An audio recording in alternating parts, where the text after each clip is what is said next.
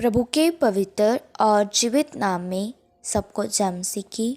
हम प्रभु का धन्यवाद करते हैं कि प्रभु ने एक बार फिर से हमें अपने चरणों में आने का सौभाग्य दिया।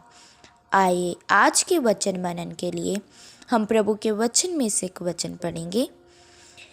इफिसियों 4 का 29 वचन। इस वचन में इस प्रकार लिखा है, कोई गंदी बात तुम्हारे मुंह से ना निकले, पर आवश्यकता के अनुसार वही निकले जो उन्नति के लिए उत्तम हो, ताकि उससे सुनने वालों पर अनुग्रह हो। हम इस वचन में देखते हैं कि प्रभु का दास प्रेरित पौलुस इफिसियों की कलीसिया को पत्र लिखते वक्त बोल रहा है कि कोई गंदी बात तुम्हारे मुंह से ना निकले, पर आवश्यकता के अनुसार वही बातें तुम्हारे मुंह से निकले जो एक दूसरे के लिए उन्नति का कारण बने, और जो वह बातें सुने उस पर अनुग्रह हो। ये वचन सिर्फ इफिसियों की कलीसिया के लिए नहीं था, ये वचन हमारे लिए भी है। इसलिए हमने इस वचन के अनुसार ही बोलना है। हम भी अपने रोज के जीवन में बहुत सी ऐसी बातें बोलते हैं जो दूसरों के लिए उन्नति का कारण नहीं होती, बल्कि उन बातों से कई लोगों को ठोकर लग जाती है। इसलिए हमने जो कुछ भी बोलना है सोच समझकर इस वचन के अनुसार बोलना है, ताकि सुनने वाले को किसी भी बात का बुरा ना लगे।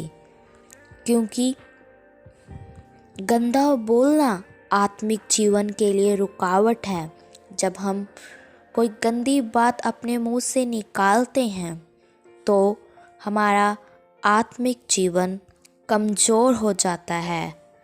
लेकिन हमने अपनी बातों के कारण अपने आत्मिक जीवन को कमज़ोर नहीं करना, बल्कि इस वचन के अनुसार चलने के द्वारा हमारा आत्मिक जीवन दिन प्रतिदिन उन्नति करते जाना है।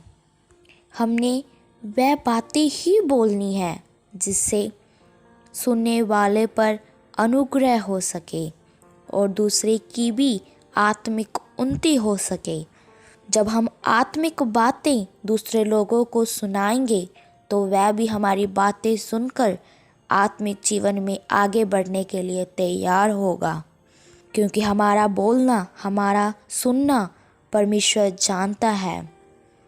वह स्वर्ग पर बैठकर हमारे सारे चाल चलन को देख रहा है।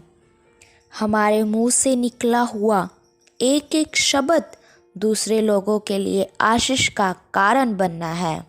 हमारी बातों के द्वारा, हमारी बातों के शब्दों के द्वारा दूसरे लोगों को यह पहचान होनी है कि ये सचमुच परमेश्वर को जानने वाला, परमेश्वर पर विश्वास करने वाला व्यक्ति है।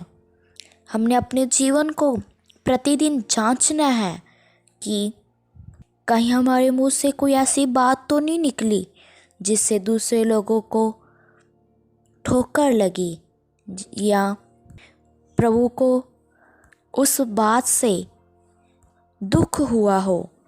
क्योंकि हमारी बातों के द्वारा, हमारे मुंह के शब्दों के द्वारा प्रभु को कई बार दुख भी लगता है।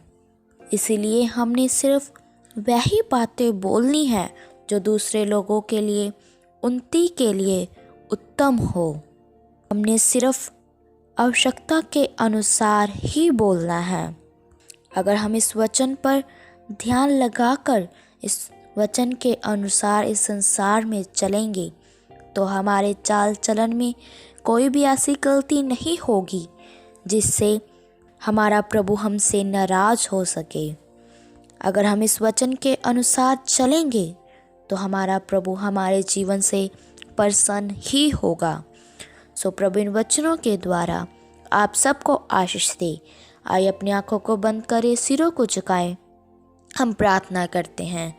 महान सर्वशक्तिमान पिता प्रभु, हम आपका धन्यवाद करते हैं। आपने सुबह के समय में हमें अपने चरणों में आने का सौभाग्य दिया। प्रभु, आज के शुभ संदेश के लिए आपने एक सुंदर वचन हमें खोल कर दिया कि कोई भी गंदी बात तुम्हारे मुंह से ना निकले, पर वही बातें निकले जो आवश्यकता के अनुसार है और जो दूसरों के लिए, उन्नति के लिए उत्तम है और जो सुने उसके लिए अनुग्रह है।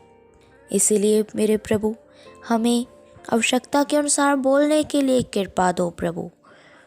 हम जब भी बोले तेरे वचन के अनुसार ही बोले प्रभु।